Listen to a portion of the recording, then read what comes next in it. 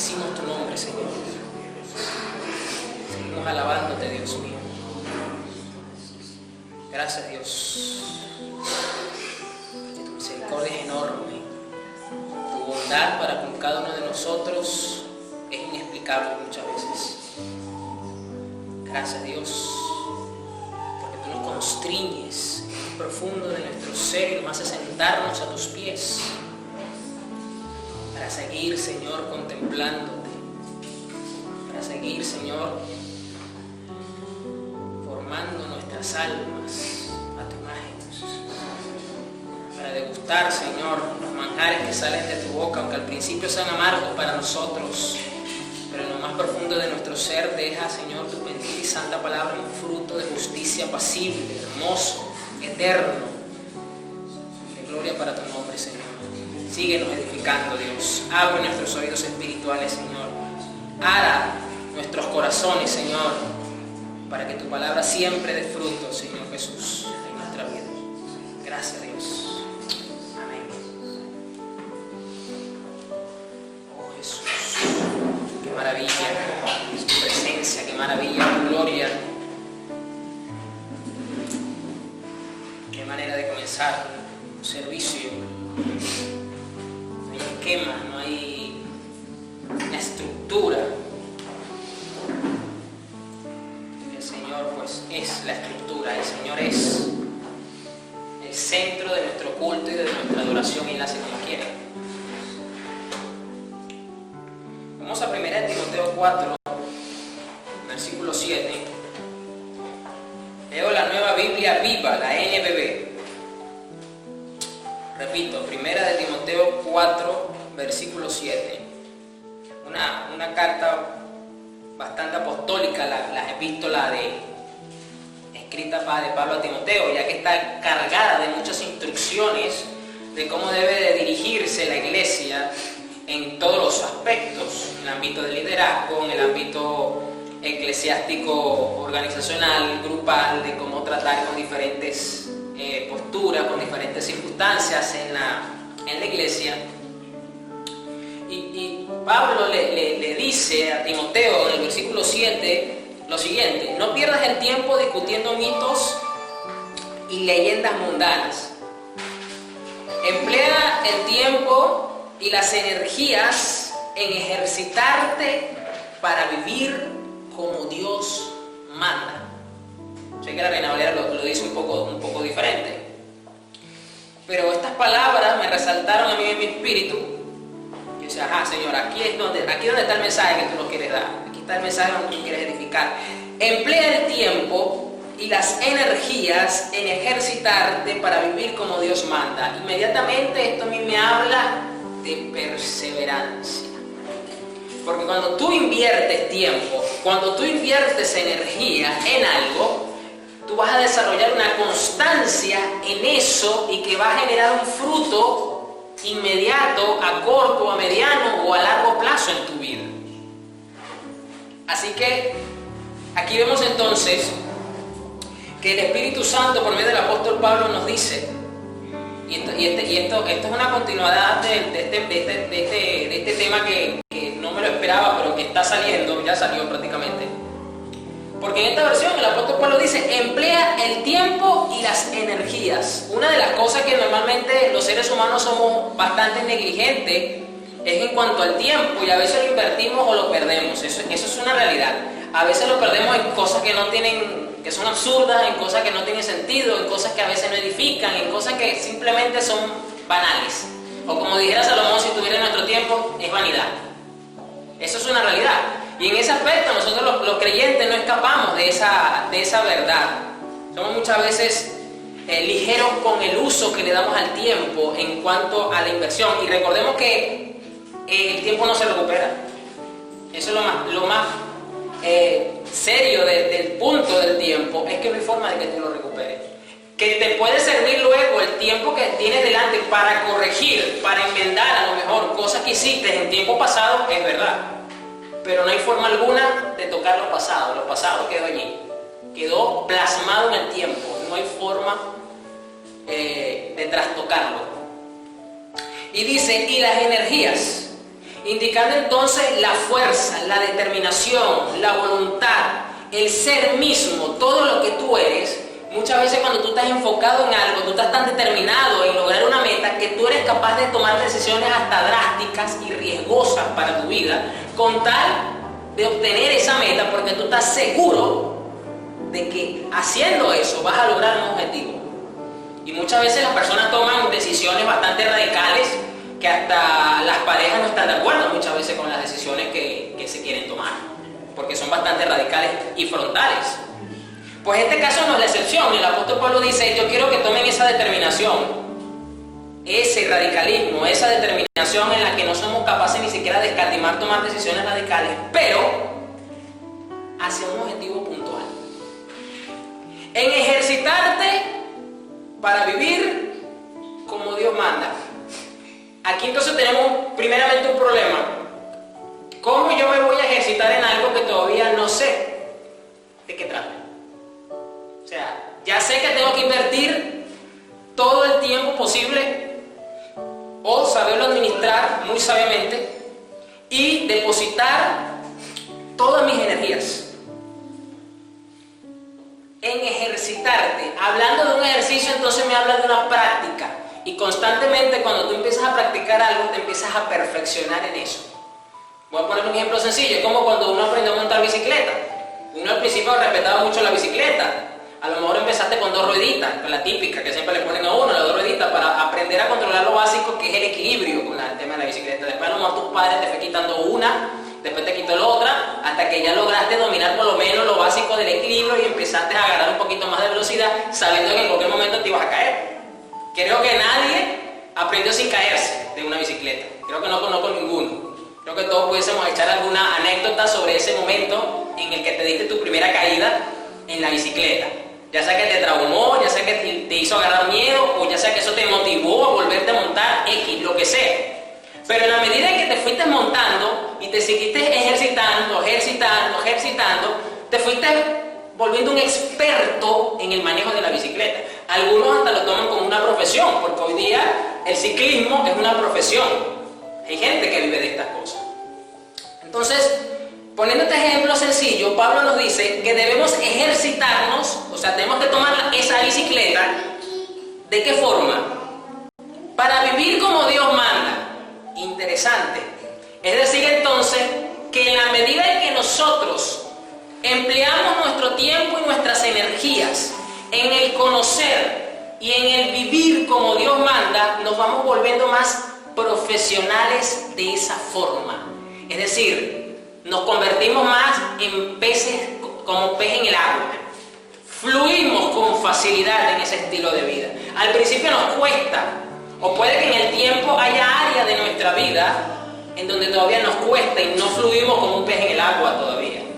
A lo mejor estamos en ese proceso de volvernos a montar en la bicicleta y nos volvemos a tropezar y nos volvemos a caer. Entonces esto a mí me habla acá de que es necesario enfocarnos en esto. Y dice, y continúa el apóstol Pablo diciendo, está bien que te ejercites físicamente. Mira, ahora el apóstol Pablo sigue poniendo el ejemplo, la alegoría del ejercicio físico. Está bien que te ejercites físicamente, pero es mucho mejor que te ejercites para vivir piadosamente. Vuelvo a hacer un énfasis para resaltar de que no está malo el ejercicio físico, trae un provecho muy, muy minúsculo, pero realmente, así como la gente se tiene una disciplina y se toma una determinación en el aspecto físico, en su cuerpo, pues debe el creyente entonces a tomar ese mismo ejemplo, esa determinación, esa constancia, esa perseverancia para vivir piadosamente. Ya que esto es útil para todo. La razón del por qué, ahora aquí Pablo vuelve a usar la alegoría, dice, el ejercicio físico para el cuerpo es provechoso, pero es poco, deja poco provecho. Y Pablo dice que cuando nos ejercitamos de esta forma para vivir piadosamente, es útil para todo. Interesante.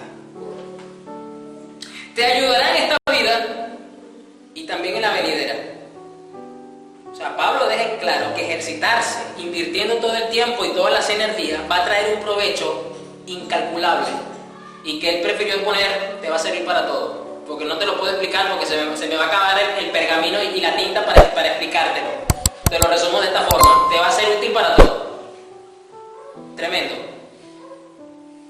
Te ayudará en esta vida y también en la venidera. Este mensaje es cierto y debe ser aceptado por todo el mundo. Mire cómo Pablo termina con una afirmación apostólica de autoridad, donde esto que yo estoy diciendo, recuerda que lo hablamos inspirado por el Espíritu Santo, así que hay veracidad en sus palabras. Es verdad y tiene que ser aceptado por toda la iglesia. O sea, esto debe ser algo que predomine sobre la iglesia, sobre cualquier tipo de determinación eclesiástica, sobre cualquier tipo de mensaje, sobre cualquier cosa. El estilo de vida, estar ejercitado para la piedad, debe ser un norte fundamental, principal para cualquier congregación de la Iglesia Universal de Jesucristo. Ahora bien, vamos ahora a Romanos 6:22. ¿Cómo comienza esta vida o cómo se desarrolla esta vida para nosotros ejercitarnos en esta vida, si valga la redundancia, para vivir como Dios manda? Romanos 6:22. Aquí leo la Reina Valera 60. Vamos a ver qué le dijo Pablo a los romanos. Pablo viene hablando del pecado, viene dando una cátedra espectacular sobre lo que ocurre con el pecado, la relación que tiene el creyente con el pecado, ahora con la gracia, todo aquello. Y en el versículo 22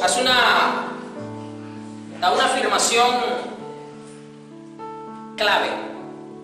Dice: mas ahora que habéis sido libertados del pecado y hechos siervos de Dios, es decir, usted y yo sufrimos un cambio de yugo, sufrimos un cambio de señorío. Usted no es 100% libre para hacer lo que usted le da la gana.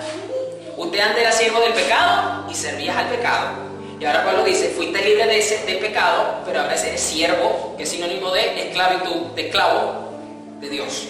Es decir, lo que hicimos fue cambiar de señorío, para que estemos más claros. Ahora que hemos sido libertados del pecado y hechos siervos de Dios, tenéis por vuestro fruto la santificación. El fruto directo de ser ahora siervo de Dios es la santificación en nuestro estilo de vida. Por vuestro fruto, es decir, una consecuencia directa.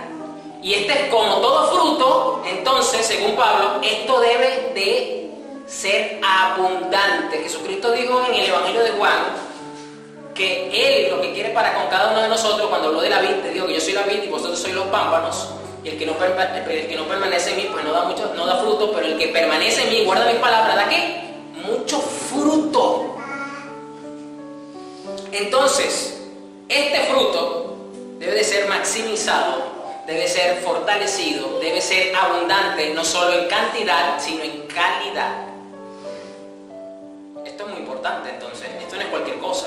Y aquí es donde más de uno tropieza, aquí es donde a más de uno se le hace la colina cuesta arriba. ¡Ay, Señor, la santidad! Tenéis por vuestro fruto la santificación y como fin la vida eterna. Es decir, Pablo dice, el que ha sido salvado y redimido por Cristo ha sido libertado del yugo del pecado porque ya no es su Señor, es Señor, yo soy su Señor. Y la muestra de esa salvación en el tiempo, de manera progresiva, es su santificación. La santificación es progresiva, no es instantánea. A diferencia de la justificación, ¿qué es la justificación? Es cuando Cristo nos imputa su justicia y el juez, que es el Padre, nos declara justos, inocentes, salvos. Porque Él ahora asume nuestra culpa y nuestra posición de pecador. Eso es instantáneo. El Padre nos declara inocentes de toda culpa, porque creímos en Cristo. Eso es instantáneo. Por eso que uno dice, bueno, si ha sido salvo, así sea en el momento de su muerte, se va derecho para el cielo. Los pecadores, los impíos no entienden eso. Pues, ¿cómo es posible? Ese fue un asesino, ese fue un violador, ese fue un borracho, y ahora resulta que en el día de la muerte se conoció el evangelio y se fue. Yo no creo eso. Pues eso es lo que ocurre y por eso los evangélicos afirman de esta forma esto. Pero con la santificación no ocurre de manera instantánea. Es decir, tenemos el potencial 100% de forma instantánea de ser 100% santos como Jesús. Pero para lograr manifestar ese 100% es algo progresivo. Amén. Esa es la diferencia entre la justificación y la santificación. Una es instantánea, la otra es progresiva. Por eso Pablo aquí dice, es un fruto. Yo pregunto, cuando tenemos, por ejemplo, dependiendo del tipo de árbol, los que conocen un poquito del campo o se quedaron en el campo saben que dependiendo del tipo del árbol, el tiempo en que va a empezar a aflorar el fruto se determina. Por ejemplo, el árbol de tomate, como es un árbol pequeño, da un fruto más rápido que el árbol de mango. El árbol de mango tiene que alcanzar una altura, un tamaño, y luego es que va a empezar a dar el fruto. Pero indistintamente de que uno sea pequeño y el otro sea grande, todos los que han sembrado el tomate y el mango se contentan cuando ven el fruto chiquitico. Dice, por fin ya va a dar el fruto. Por fin va a dar el fruto. Pero ¿qué se espera? ¿Qué espera el agricultor? Que ese fruto madure, que ese fruto crezca y que ese fruto sea bueno. No como la guayaba, que a veces sale podrido el fruto. Pero yo creo que a veces hay creyentes que son como la guayaba. El fruto está ahí, pero cuando uno lo abre está como medio podrido. No es muy agradable que digamos ese fruto de la guayaba por eso, porque tiene gusano. Pero Dios no quiere que seamos como la guayaba. No, porque la savia de la vid, que es Jesucristo, es pura, es perfecta, es santa, es incorruptible.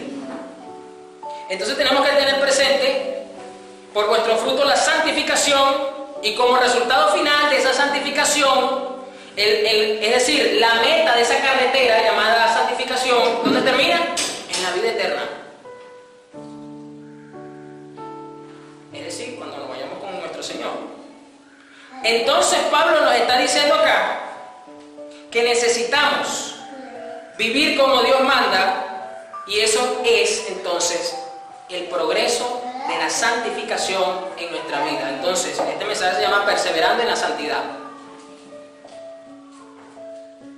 Muchas veces los cristianos son intermitentes con el tema de la santidad. Se apagan y se prenden, se apagan y se prenden. Punto y coma, punto y coma, punto y coma. No, Dios no quiere punto y coma, Dios no quiere que te apague y te prenda. Dios quiere que te mantenga así constante, alumbrando, que brille la santidad y que sea de continuo, lineal, sin punto y coma. Vamos a ver entonces varios aspectos, vamos a seguir mirando varios aspectos y luego vamos a ver cuáles son las herramientas que la gracia nos brinda para santificarnos. Vamos a ver 2 Corintios 6, verso 16. Leo la Reina Valera 2015. Los últimos versos de 2 Corintios 6. O sea, Dios entonces no quiere que el fruto de la santificación sea pequeño o que sea falso, como la higuera estéril, que no dio el fruto en su tiempo determinado. Y fue reprendida por Jesús, esa higuera. Dios no quiere eso. 2 Corintios 6, 16 dice, ¿qué acuerdo puede haber entre un templo de Dios y los ídolos? Porque nosotros somos el templo del Dios viviente. Como Dios dijo, habitaré y andaré entre ellos. Yo seré su Dios y ellos serán mi pueblo. Por lo cual, salgan de en medio de ellos y apártense, dice el Señor. No toquen lo impuro, y yo los recibiré. Y seré para ustedes padre, y ustedes me serán hijos e hijas, dice el Señor Todopoderoso. Es decir, somos templo de Dios, y somos pueblo de Dios, y somos hijos de Dios, y por lo tanto la santidad debe ser algo natural en esta familia, debe ser algo habitual en esta familia del Señor, porque es una exigencia, pero esta exigencia no es una imposición fastidiosa para los hijos, porque forma parte de la naturaleza de la familia. Es algo natural, es algo normal para la familia, está dentro de su genética, la santidad. Ahora bien, pasamos al capítulo 7, versículo 1, porque este era tan solo para que miremos estas palabras para poder comprender lo que dice Pablo en el capítulo 7, versículo 1 de 2 Corintios. Es el capítulo que sigue, cómo comienza. Es decir, vimos cómo termina Pablo en el capítulo 6, que en realidad recuerde que en el original no existían capítulos ni versículos. Pablo está hablando de corrido. Esto de los capítulos y versículos se nos fue permitido a nosotros para facilitarnos la lectura bíblica. Así que no hay separación en las palabras de Pablo realmente. Pablo está hablando de corrido. Ahora vamos al capítulo 7 y 1. Dice, así que amados, ya que tenemos tales promesas, ¿cuál es promesa? La que acabamos de leer anteriormente.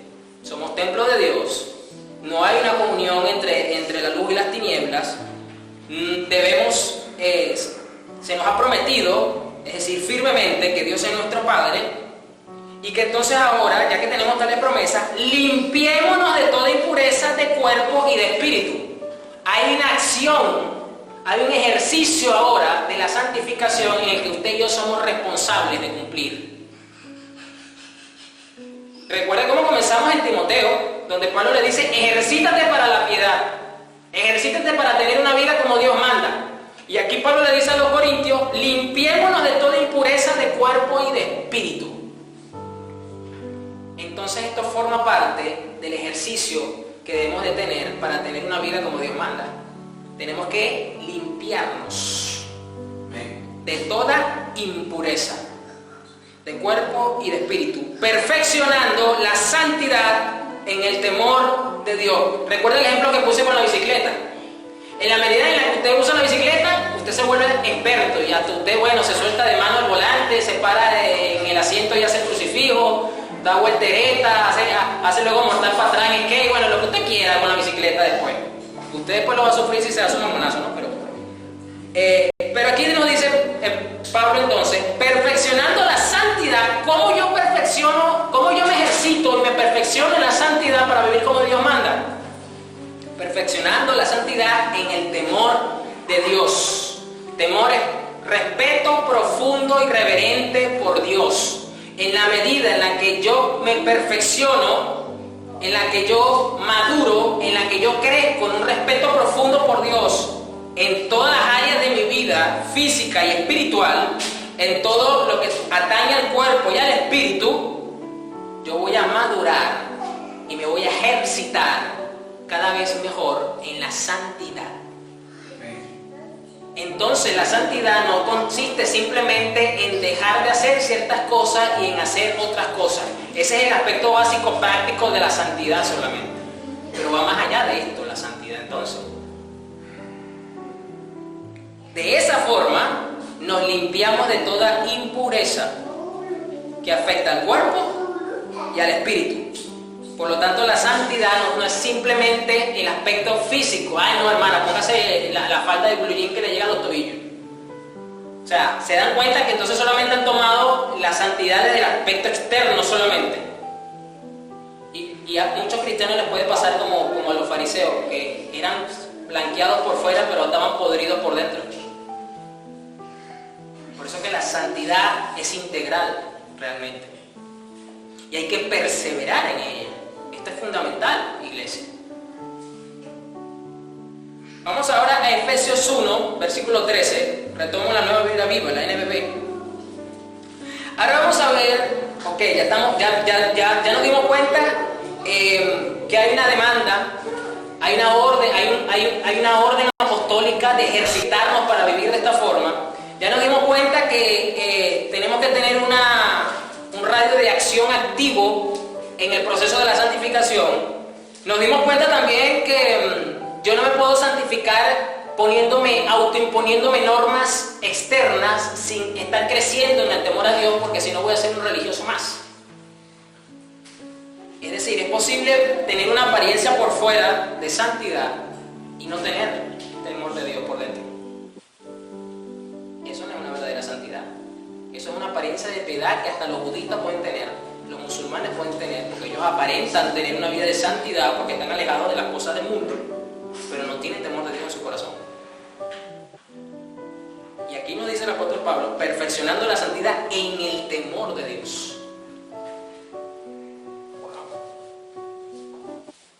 Efesios 1:13 nos dice, gracias también a lo que Cristo hizo cuando ustedes escucharon el mensaje verdadero de las buenas noticias de salvación y creyeron en Él, fueron marcados con el sello que es el Espíritu Santo que Él había prometido. La presencia del Espíritu Santo en nosotros es como el sello de garantía de que Dios nos dará nuestra herencia. Además, significa que Dios ya nos ha comprado y que nos salvará hasta el final. Una garantía de que lo que Dios comienza lo termina y lo que Dios dijo, lo voy a salvar, lo va a salvar. Todo esto lo hizo para que le alabemos y le demos a Él la gloria. Ok, vamos por partes. Pablo le dice ahora a los efesios, gracias también a lo que Cristo hizo, cuando ustedes escucharon el Evangelio y creyeron, pues evidentemente en el Evangelio, fueron marcados con el sello que es el Espíritu Santo. Cuando usted toma un sello,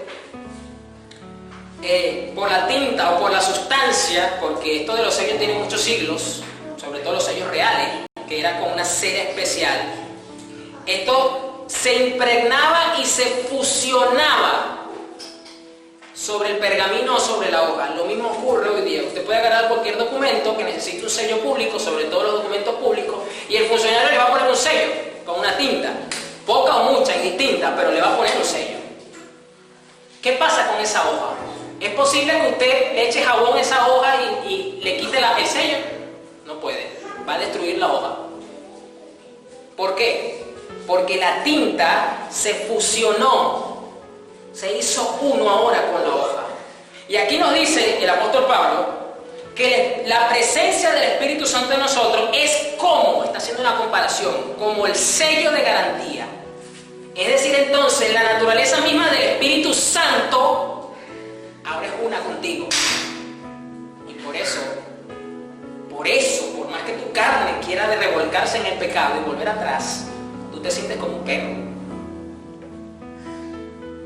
Porque la naturaleza, la genética santa del Espíritu de Dios ahora forma parte de tu santidad, porque está puesta sobre ti con tu sello. Se fusionó contigo. Tienes que ser santo. No te queda de otra.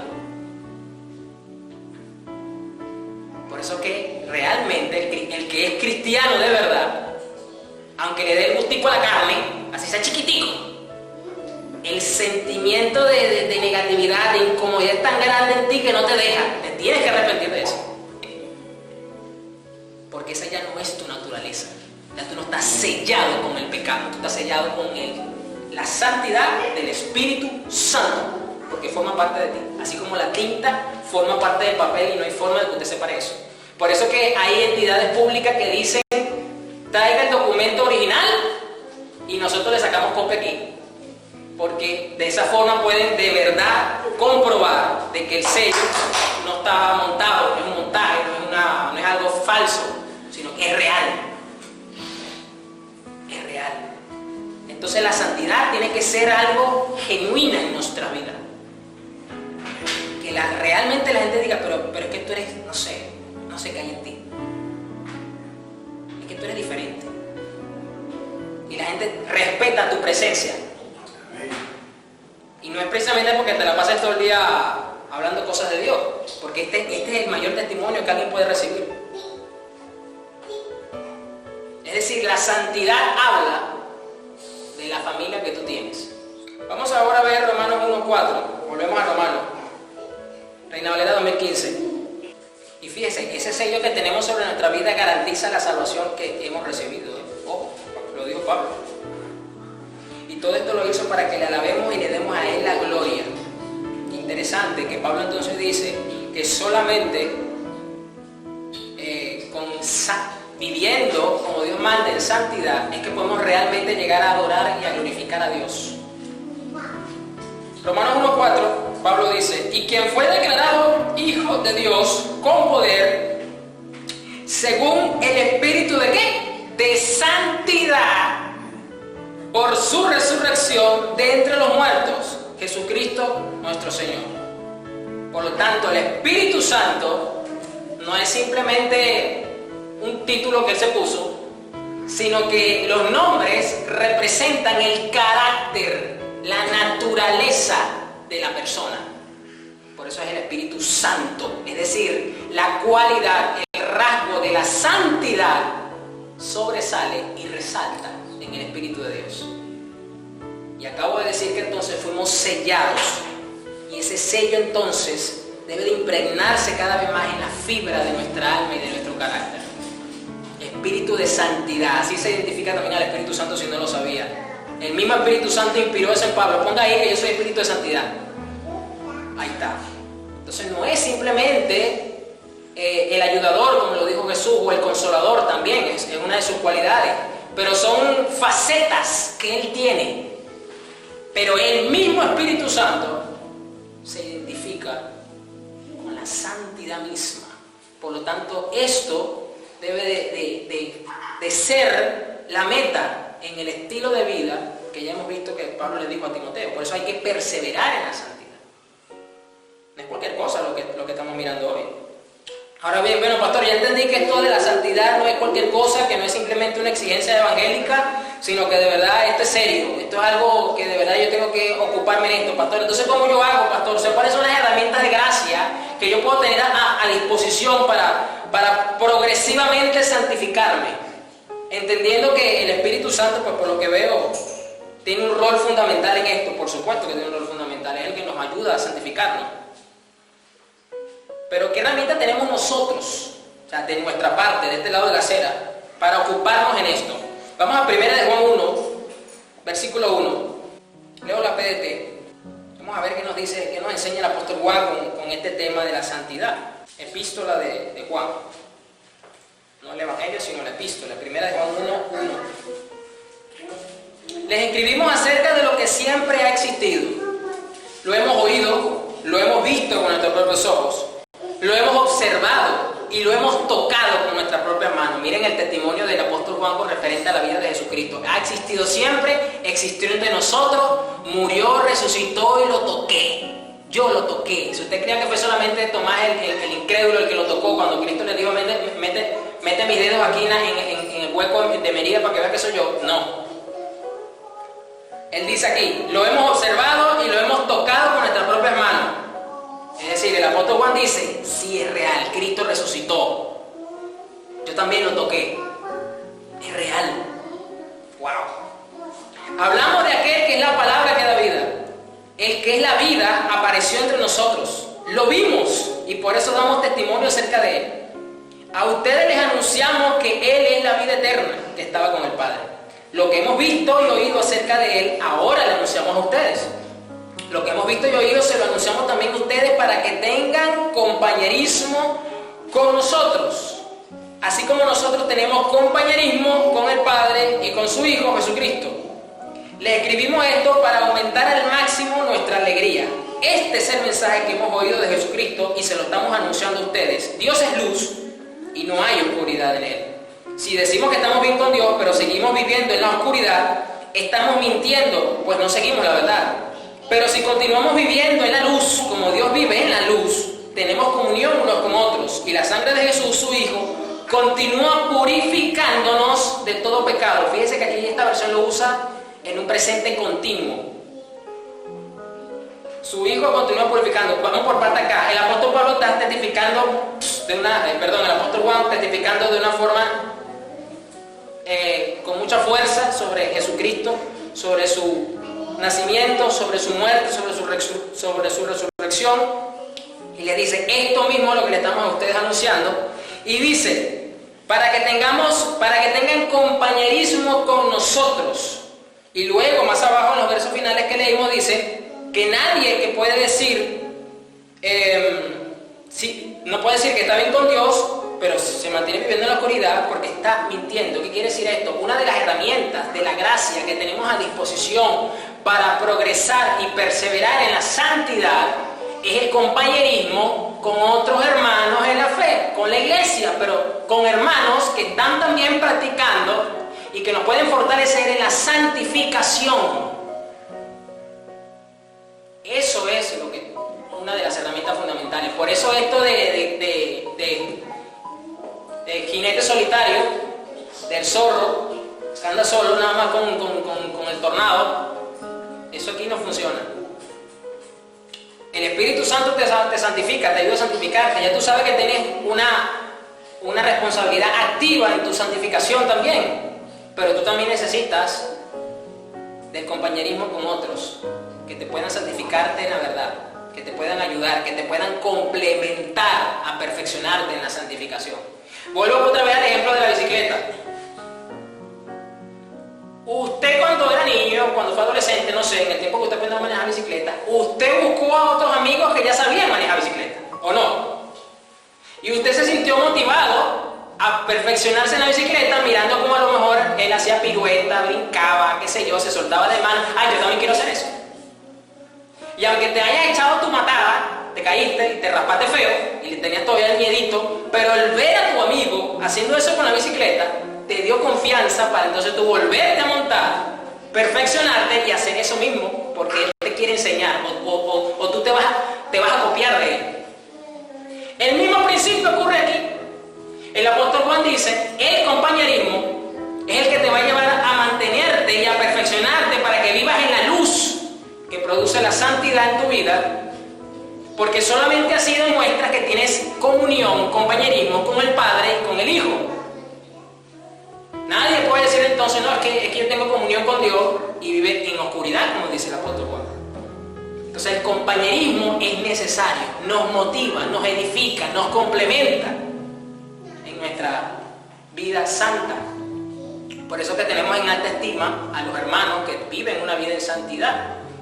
No me estoy refiriendo solamente a los líderes eclesiásticos. Hay hermanos dentro de las congregaciones pues, que son respetados, porque de verdad viven como Dios manda, como dice Pablo en la NBB, en 1 Timoteo. Entonces, el libro de Yirviciatés 15:4, versión criolla, dice que el que a buen árbol se arrima, buena sombra le acobija. Si usted no ha leído ese libro, búsquelo. Entonces, si tú sabes que estás cojeando en algún lado, no te busques o no te juntes con otro hermano que está peor que tú en eso. Búscate uno que de verdad te motive a santificarte más y que pueda ayudar al otro hermano también. Y eso es lo que vemos acá, el compañerismo, para seguir viviendo progresivamente en la luz. Y por eso resalté también al final, dice, si decimos que estamos bien con Dios, pero seguimos viviendo en la oscuridad, estamos mintiendo, pues no seguimos la verdad. Pero si continuamos viviendo en la luz, como Dios vive en la luz, tenemos comunión unos con otros. Fíjese, dice, pero si continuamos, hay que perseverar entonces en la santidad. Como Dios vive en la luz, tenemos comunión unos con otros. El compañerismo te beneficia. El apóstol Juan termina esta primera parte de su epístola diciendo, y la sangre de Jesús su Hijo continúa purificándonos de todo pecado. ¿Por qué? Porque en el proceso de la santificación el Espíritu Santo nos redarguye o nos damos cuenta por el discernimiento que empezamos a obtener donde puede haber algún hecho pecaminoso o que desagrada al Padre y nos arrepentimos de eso. Y la sangre te vuelve a limpiar. Por eso es algo progresivo en el proceso de la santificación. Entonces el compañerismo no lo podemos dejar simplemente como que, bueno, ¿qué más? Tengo que saludar al hermano, tengo que ir a la iglesia y bueno, que no me queda de otra. No, te conviene el compañerismo. Te beneficia el verdadero compañerismo. Hay un resultado práctico en tu vida, pero es de este tipo de compañerismo. O sea, hay que ser inteligente para meterse debajo de una sombra que de verdad de un árbol que de verdad de sombra. Entonces sí es fundamental. No vivir de apariencias. No tener una santidad estéril como la higuera. Porque el Señor va a venir a ver el fruto. Va a venir el Padre a buscar el fruto. Ahora, ¿cuál es la otra herramienta que tenemos a disposición para seguir perseverando en la santidad y vivir como Dios manda, para ejercitarnos en este estilo de vida, para invertir toda nuestra energía y nuestro tiempo, pastor? Pues, ¿qué otra más herramienta yo tengo? Vamos ahora sí al Evangelio de Juan 14. Juan 17, perdón, verso 14. Leo la Reina Valera 2015. Por eso que sobre todo en las iglesias grandes, bueno, igual en las pequeñas también se ve. Porque entre cielo y tierra no hay nada oculto. Y no es que uno ande, o usted ande pendiente como un chismoso de la vida de los demás, pero a veces no se puede tapar solo con un dedo. Uno sabe, no, este está cojeando, no, tampoco, el hermanito fulano, no, la sutanita no, ni a palo. Dios le bendiga de lejos. Eso ocurre. Pero también pasa con el otro lado, no, el hermano fulano, ese sí busca de Dios, ese sí tiene temor de Dios, ese sí, wow, me inspira, me motiva. A ese acérquese, a usted le conviene. Juan 17:14 dice, yo les he dado tu palabra y el mundo los aborreció porque no son del mundo, como tampoco yo soy del mundo. No ruego que los quites del mundo, sino que los guardes del maligno. No son del mundo, como tampoco yo soy del mundo. Jesús vuelve otra vez a hacer énfasis en esto. O sea, tenemos que tener clara nuestra identidad, iglesia. Estamos en el mundo, vamos a ser guardados del maligno, pero no somos del mundo. Santifícalos en la verdad. Tu palabra es verdad. Así como tú me enviaste al mundo, también yo los he enviado al mundo. Por ellos yo me santifico a mí mismo, para que ellos también sean santificados en la verdad. En la medida en la que tú te relacionas, tratas, valoras, practicas y tienes a la palabra de Dios, en esa misma medida vas a obtener el beneficio de la santificación en tu vida. Así que esto es fundamental. Tenemos que entonces tener una mayor relación, en la medida de lo posible, con su santa y bendita palabra. Esto es fundamental. Santifícalos en la verdad. Tu palabra es verdad. ¿Cómo me voy a santificar, pastor? Con la palabra de Dios. Así como tú me enviaste al mundo, también yo los he enviado al mundo. Por ello yo me santifico a mí mismo, para que ellos también sean santificados en la verdad. Pero, bueno, pastor, ya yo sé que tengo que vivir la palabra, yo sé que tengo que saberme la Biblia, yo sé que tengo que... Pero vamos a ver el impacto más profundo de la palabra. Y cuando tú logres que la palabra haga este efecto en tu vida, es que realmente vas a empezar a ver la santidad de una manera más profunda y no superficial en tu vida. Vamos ahora a Hebreos 4. Versículo 12, sigo con la Reina Valera 2015. Porque la palabra de Dios es viva y eficaz. Es decir, porque la palabra nos santifica, porque es viva y es 100% eficaz. Es decir, no hay ningún nivel de inseguridad, de incapacidad en la palabra, en el efecto que produce. Es 100% eficiente la palabra de Dios. Por lo tanto, podemos confiar plenamente. Y luego dice, y más penetrante que toda espada de dos filos. ¿Por qué se supone que una espada de dos filos es penetrante? Porque corta por todos sus lados y le permite abrirse paso en el cuerpo humano. Y aquí nos dice el Espíritu Santo que la palabra es más penetrante que una espada de dos filos. Es decir, si la espada de dos filos es eficaz, es potente, es eficiente, es peligrosa para muchos, pues la palabra de Dios es más penetrante todavía. Hasta penetra hasta partir el alma y el espíritu. Es decir, separa, llega a lo profundo del alma, llega al subconsciente, al inconsciente, a las motivaciones más ocultas de nuestro corazón, a donde ni siquiera nuestra pareja, nuestros familiares, nuestros padres saben ese tipo de pensamiento, donde se puede anidar y esconder el pecado y se puede solapar y nos puede hasta engañar. Por eso la palabra dice también que engañoso es el corazón del hombre. ¿Por qué? Porque el pecado es muy astuto para ocultarse en cualquier rincón de nuestra alma, y solo la palabra de Dios puede penetrarlo y señalarlo y matarlo. Penetra hasta partir el alma y el espíritu, las coyunturas y los tuétanos. ¿Qué son las coyunturas, pastor? Esto ya es un término de salud. Las coyunturas y los tuétanos. La coyuntura es lo que une el hueso y el músculo. Es lo que permite la articulación. Y el tuétano es la médula ósea del hueso. Es decir, lo que está en el centro mismo del hueso. Hay personas que les gusta comerse el pollo y se comen los huesos. No sé si usted ha visto ese tipo de personas, que parecen carroñeros, parecen hienas, no dejan nada del pollo, nada, desaparece el pollo del plato. Se comen hasta el hueso. Empieza con... parece una termita comiéndose que hasta asustan como comiéndose el hueso.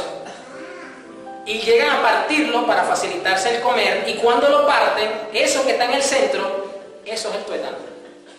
La médula ósea misma, el centro mismo de la composición genética de tu cuerpo humano está ahí. Por eso que uno de los tratamientos de la leucemia trasplante de médula es algo doloroso, porque el que hace eso, la persona a la que le sacan eso, el tuétano, está consciente y no puede estar adormecido. Así que eso duele.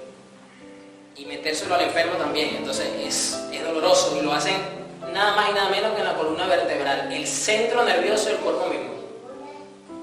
Así que eso duele.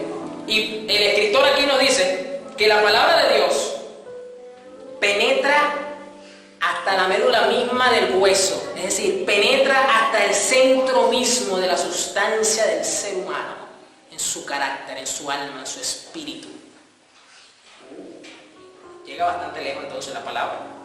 Y discierne ¿qué? Llega ahí, y después ¿qué hace, pastor? Ahí cuando llega al centro mismo, a lo más profundo, a la sustancia misma de nuestro ser. Y discierne los pensamientos y las intenciones del corazón. Porque cuando tú logras, cuando tú vas a la palabra, cuando tú te expones a la palabra y permites y sientes que la palabra te ha partido el alma y el espíritu y ha penetrado lo más profundo de tu corazón y de tu pensamiento y te expone y te corrige, te alumbra, te edifica, te sacude, es que tú vas a empezar a sentir los efectos de la santificación. Entonces no es simplemente ponerme a escuchar una prédica de YouTube y llenarme la cabeza de información. ¿Cuánto de eso que yo he escuchado está haciendo ese efecto en mi alma? Ahí que tú vas a ver el efecto de la palabra. No cuando se queda aquí. Es cuando Dios saca la espada de la vaina y te penetra lo más profundo tu alma y tu espíritu y te discierne, es decir, te juzga, te separa, te evalúa los pensamientos y las intenciones más profundas de tu alma y de tu corazón. Ahí es que sientes la agudeza de la palabra, que te penetra, que te expone, que te hace arrepentirte, que te hace avergonzarte de eso. Y así tú sabes que tú estás creciendo en santidad. ¿Es que acaso usted ya no, a esta altura del partido, usted no conoce muchas áreas de su vida que usted sabe que bastante que se le han dicho y usted... Sí, yo sé. Que Dios me ayude. Somos hasta ligeros para responder. Pero cuando ocurre esto en nuestra vida con la palabra, créeme que no vas a tener esa actitud. Eso lo vas a cambiar. Entonces, en la santificación, tú sabes que tú estás creciendo en la santidad, por como ahora tú te sientes y tratas esas áreas de tu vida que por mucho tiempo te las han señalado, y que ahora eso te es un peso, es una carga, es una vergüenza, te incomodan ahora esas cosas, antes no. Ahí estás creciendo en la santificación. Eso lo hace la palabra. Eso no lo hace ningún predicador. Y discierne los pensamientos y las intenciones del corazón. No existe cosa creada que no sea manifiesta en su presencia. Esto no es casualidad lo que está diciendo aquí el escritor. No existe cosa creada que no sea manifiesta en su presencia, es decir, que no se pueda ocultar de su presencia. Más bien todas están desnudas y expuestas ante los ojos de aquel. Si tú sientes que tu alma y tu espíritu ha sido desnudado y expuesto delante de Dios, entonces tú vas a ser consciente de eso también. Y expuestas ante los ojos de aquel de quien tenemos que dar cuenta. Ahí tú sabes que tú estás creciendo en el temor a Dios, perfeccionando la santidad en el temor a Dios. Lo leímos. Eso te va a hacer tener más respeto por Dios y vas a perfeccionar tu santificación. Cuando esta espada se desenvaine y se profundiza en tu alma y tu espíritu. ¡Wow! Esto sí es verdad ser confrontado por la palabra. Esto sí es de verdad ser confrontado por la palabra. Esto sí es de verdad estar delante de Dios, como le pasó a Isaías. ¡Wow! He visto a Dios mismo, santo, santo, santo, y yo soy un hombre inmundo de palabras, me voy a morir. Isaías, en un momentico, porque simplemente está escribiendo una experiencia espiritual que tuvo con Dios, que pasó en un momento. Sabemos que a Dios no le afecta el tiempo y el espacio, pero a él sí. Así que esa experiencia le duró un momento, y fue confrontado con la santidad misma de Dios. Y esto hizo que él viera su propia condición espiritual, a tal punto que dijo, me voy a morir. ¡Wow! Y luego dice que un arcángel vino y le pasó la cuestión por la boca, es decir, purificó su pecado. Y después fue el gran profeta que fue el profeta Isaías. ¿Cuánto más nosotros que tenemos un pacto perfecto, que tenemos la revelación misma completa a nuestra disposición, como es la santa y bendita palabra, no vamos a ser confrontados de la misma forma? Yo le voy a decir una cosa muy personalmente. Hasta que yo un día no fui confrontado con el mal genio y el mal carácter, yo no entendí que eso a Dios le desagrada. Y a veces en nuestra humanidad tendemos a clasificar los pecados. Ese es un pecado pequeñito, delante del adulterio, delante de otros pecados. Así somos los seres humanos. Pero para Dios todos los pecados son horribles y todos tienen el mismo tamaño, todos tienen la misma nivel de intensidad de desagrado. Y hasta que yo no fui confrontado de esa forma y no tuve conciencia de eso, yo no pude ver que eso le desagrada a Dios. Y ahí es que empezó un cambio realmente genuino en mi vida, en esa área en particular. Porque para mal genio y mal carácter yo, en serio, mi esposa es testigo. Vamos a seguir. Wow, yo sé que usted este texto no lo había visto de esta forma, pero era necesario. Ahora bien, ¿cuál es el propósito? ¿Por qué es tan importante para Dios? Evidentemente forma parte de su carácter. Vamos a Ezequiel, vamos ahora al Antiguo Testamento, Ezequiel 38:23. El Señor habla proféticamente a través de Ezequiel y muy puntualmente dice unas palabras interesantes. Ezequiel 38:23. Mostraré mi grandeza y mi santidad, así me daré a conocer ante los ojos de muchas naciones y sabrán que yo soy el Señor. Es interesante ver que ya en el Antiguo Testamento el Señor quería darse a conocer, se quería mostrar, quería que lo conocieran en toda la majestad de su grandeza y de su poder, pero en un rasgo en particular de su carácter. Dice aquí, mostraré mi grandeza y mi santidad. Quiero que me conozcan como un Dios santo. Quiero que me conozcan, pero lo más interesante aquí es entonces que si tomamos en cuenta que Jesucristo nos vino a traer la revelación del Padre, lo vimos en la serie pasada, entonces esto es un Padre santo. Y dice, así me daré a conocer ante los ojos de muchas naciones. Recordemos que aquí naciones no es literalmente solamente naciones constituidas como las tenemos hoy día. En la Biblia este es un lenguaje que representa pueblos, personas, familias. Y Dios dice aquí por medio de Ezequiel, ya anunciando proféticamente, yo me voy a dar a conocer a tu vida. Yo quiero que me conozcas en mi grandeza y en mi santidad. Yo quiero que tú sepas que yo soy poderoso. Y los evangélicos lo tienen claro, sobre todo los pentecostales, porque resaltan bastante el poder de Dios.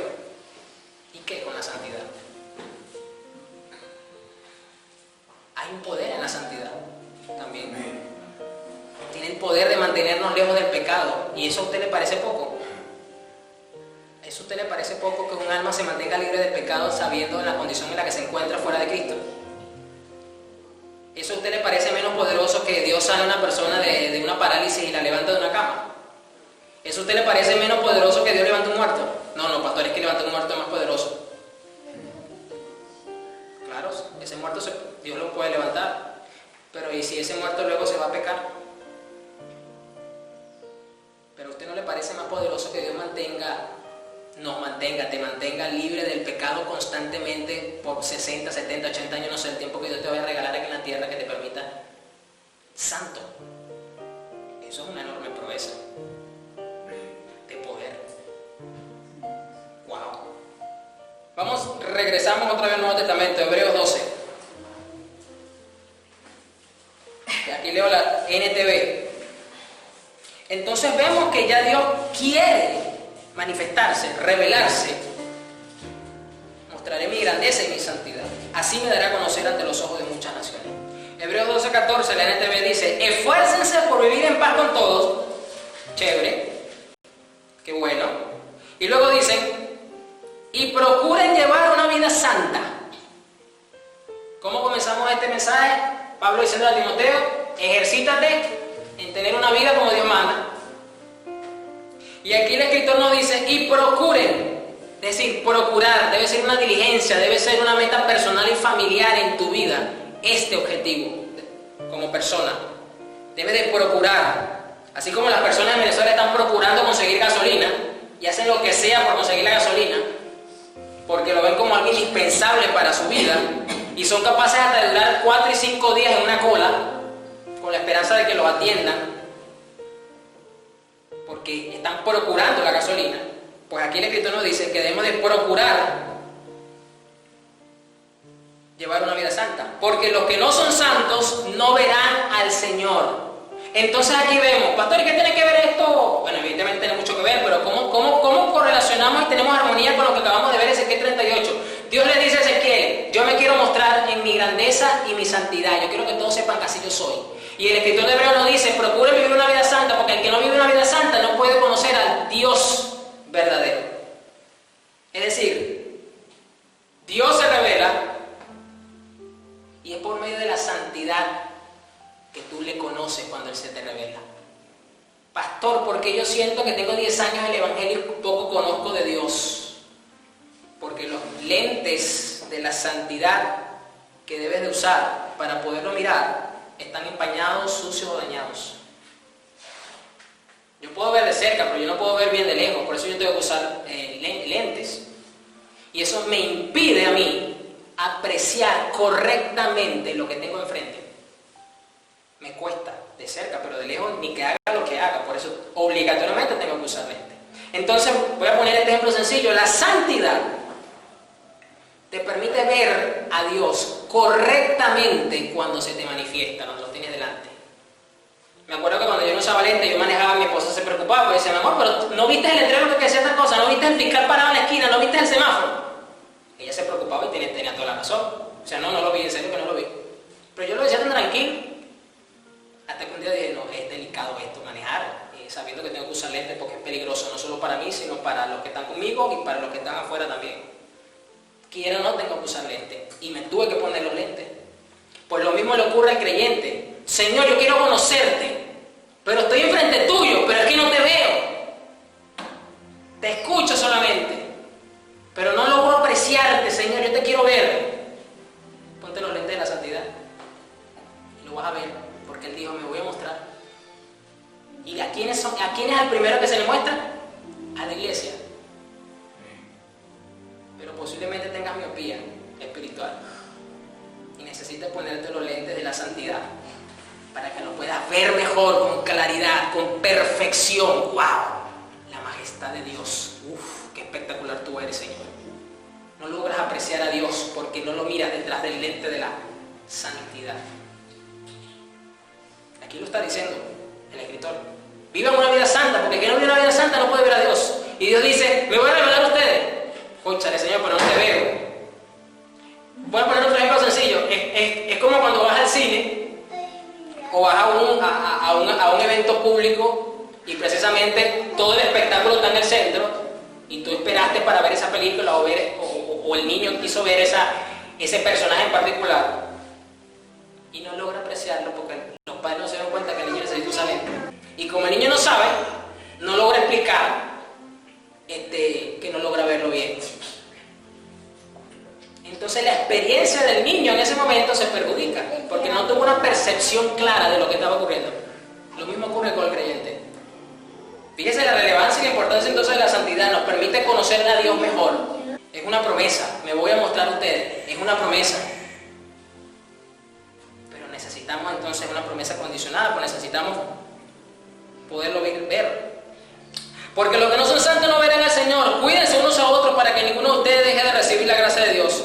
Tengan cuidado de que no brote ninguna raíz venenosa de amargura, la cual los trastorne a ustedes y envenene a muchos. La santidad nos permite echar mano de la gracia y vivir la gracia de una forma saludable, que no solo nos santifica a nosotros, sino nos permite tener una armonía con nuestros hermanos que también están en un proceso de santificación progresivo y nos libra de raíces venenosas de amargura que son propios de los roces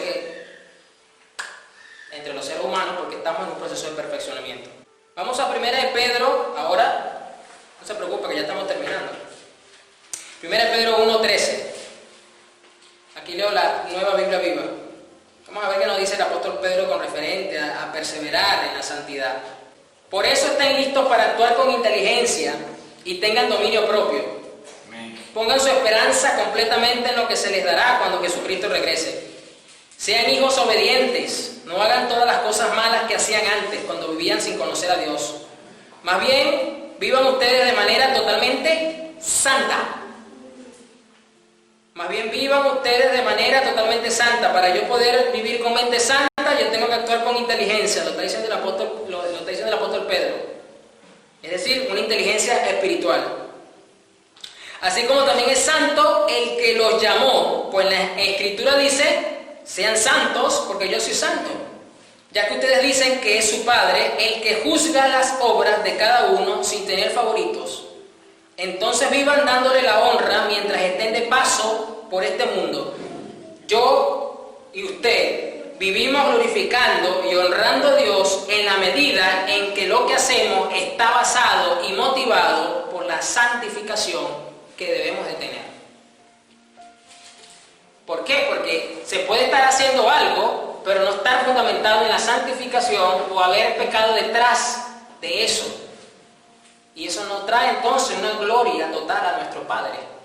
Nos dice también el apóstol Pedro que hay que actuar con inteligencia. No sé cómo lo dice la Reina Valera, no recuerdo la Reina Valera 60 cómo lo dice. ¿Cómo lo dice, Pastor Carlos? El 13. Ceñir los lomos de vuestro entendimiento. Ceñir los lomos de vuestro entendimiento, es decir, ajustar el entendimiento para poder vivir de una forma santa. Hay que tener una comprensión plena y absoluta entonces de lo que es la perseverancia en la santidad para poder vivir de esta forma. Lo está diciendo el apóstol Pedro. Aquí lo dice, estén listos para actuar con inteligencia. Sean hijos obedientes y no hagan todas las cosas malas que hacían ustedes antes, sino más bien vivan ustedes de manera totalmente santa. Totalmente santa. Es como el árbol, ahora vuelvo al ejemplo del árbol que puse al principio. El árbol cuando empieza a dar fruto, todo el árbol da fruto. Que no ese fruto todavía haya madurado, que no haya llegado todavía a su punto de esplendor máximo, es cierto. Pero todo el árbol da fruto. Hay una totalidad. Es decir, en todas las áreas de nuestra vida tiene que haber un fruto de santificación. Hay y tiene que haber una perseverancia en la santificación. Cónchale, pastor, pero entonces yo me estoy dando cuenta ahorita que hay áreas que todavía no están siendo santificadas. Pues entonces tienes trabajo. Salmo 96:9. Vamos a ver por qué es también importante y es necesario la santificación. Wow, pastor, es que usted ya me haya dicho que para yo poder conocer a Dios, yo tengo que vivir en santidad, porque de esa forma Él se revela. Es decir, Él se muestra por ese canal, por esa frecuencia. Entonces a mí me conviene la santificación. Es como cuando usted instala algún dispositivo a los televisores. Usted lo tiene que poner en la frecuencia correcta para poder mirar la transmisión. Usted no lo puede poner en cualquier canal porque no le va a dar la transmisión. Usted tiene que ponerlo canal 1, canal 2, entrada 1, USB 2, para que le pueda usted contemplar la señal. Pues de igual manera, la frecuencia celestial donde Dios se manifiesta es a través de la santidad. Adoren al Señor en la hermosura de la santidad. Léalo conmigo, estoy leyendo la Reina Valera contemporánea. Adoren al Señor en la hermosura de la santidad. Tú tienes que tenerle aprecio, valor, estima a la santidad, porque de esa forma es que Dios se agrada de una verdadera y genuina adoración. Lo está diciendo el salmista, no lo estoy diciendo yo. Dice, adoren al Señor en la hermosura de la santidad. ¿En qué condiciones tú tienes la santidad en tu vida? ¿Tú la aprecias? ¿Para ti te es hermosa o te es una carga? ¿Te es una imposición? ¡Qué fastidio! Me tengo que santificar. Cónchale, vale, pero es que tengo que hacer esto. Cuando algo es hermoso para ti, tú lo tienes en estima, en importancia, tú lo cuidas, tú lo valoras. Tú te cautivas, tú estás enamorado de esa hermosura porque te encanta, no puedes dejar de mirarlo. ¡Wow! ¡Qué hermoso es! Es cuando las mujeres cuando van de compra, por ejemplo. A ella todo le parece hermoso, por eso no quieren salir de la tienda. Y si tienen para comprar, peor todavía. Por eso que los hombres sufren. Dios mío, decídete qué vas a comprar. Es que todo me gusta, es que todo está lindo, todo me queda. Porque todo le parece hermoso. Pues aquí dice que la iglesia debe adorar al Señor ¿en qué? En la hermosura de la santidad. Hay una hermosura que tú y yo tenemos que lograr contemplar, iglesia. Que tú y yo debemos de lograr captar para ver esa hermosura que está en la santidad. La santidad es hermosa entonces. Y por eso, si nuestro Dios es maravilloso, es hermoso, va a usar los canales que usa para manifestar su hermosura, que es la santidad. Y luego dice, tiemblen ante Él todos en la tierra. ¿Por qué? Porque no, vuelvo al ejemplo de Isaías. Tembló delante de la santidad de Dios. Wow, yo soy un hombre impuro y voy a morir. Es decir, tuvo temor de Dios, tuvo respeto profundo. No, este Dios es demasiado santo, es demasiado hermoso, es demasiado sublime. Yo soy un pecador inmundo de labios. Me voy a morir por eso. Entonces necesitamos la santidad para llegar a ser conscientes de su hermosura y tener una adoración genuina para nuestro Dios. Y cerramos con Jeremías 32:38. Y leo la Reina Valera 2015. Dice aquí el Señor, ellos serán mi pueblo, yo seré su Dios. Les daré un solo corazón y un solo camino, a fin de que me teman perpetuamente, para su propio bien.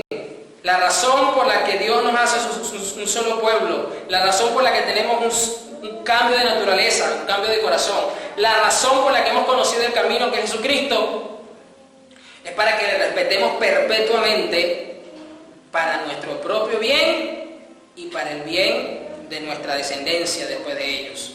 Y haré con ellos un pacto eterno. ¿Cuál es ese pacto eterno? El pacto de la gracia. Es el pacto vigente. No desistiré de hacerles bien. El propósito es porque Dios, ¿cómo comenzamos? Grande es su misericordia, grande es su bondad, porque Él nos hace bien. Y Él nos hace bien cuando nos santifica. Esta palabra siempre en nuestra humanidad la enfocamos siempre en el plano natural, en lo material. Y no estoy diciendo con esto que Dios nos bendiga en el plano material, pero no hay mayor dicha que ser santificados. Primero haber sido salvados por Dios y luego ser santificados por Él. Esto es una dicha enorme. Pondré mi temor en el corazón de ellos para que no se aparten de mí. No te vas a apartar.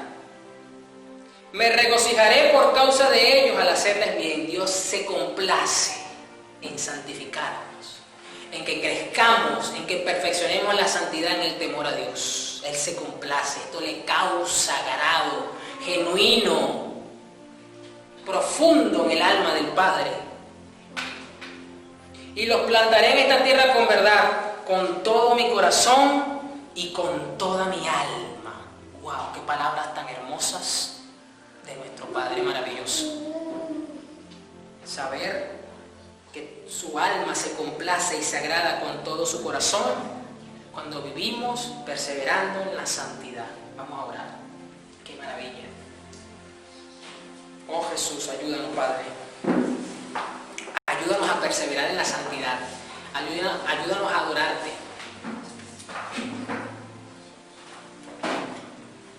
Ayúdanos, Jesús.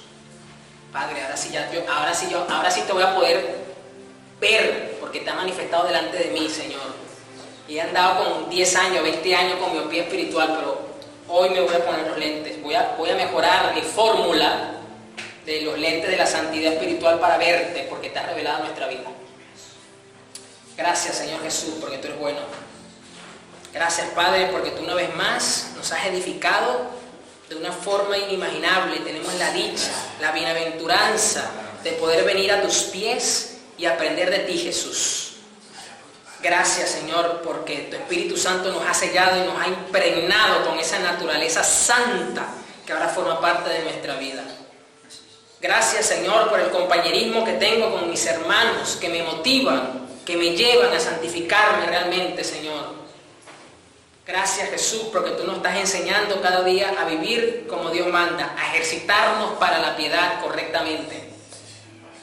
Padre, ayúdanos a que logremos ver y contemplar la hermosura de la santidad. para nosotros, para nuestra alma, para la iglesia, sea, Señor, una virtud hermosa, agradable para nuestras almas, que nos cause, Señor, mucho deleite. Padre, para que así podamos verte cómo te has revelado por nosotros por medio de Cristo. Ayúdanos, Señor, y ayúdase a tu pueblo, Jesús, a santificarse, a tomar tu palabra, Señor. Padre, que esa palabra desenvainada penetre hasta los profundos, los tuétanos, hasta las coyunturas, y separe, desnude, discierna los pensamientos, Dios. Gracias, Jesús. Ayuda a tu pueblo, Señor, así, y santifícalo en tu palabra, Señor, que es la verdad. Bendíceles y provéeles todo lo que necesitan.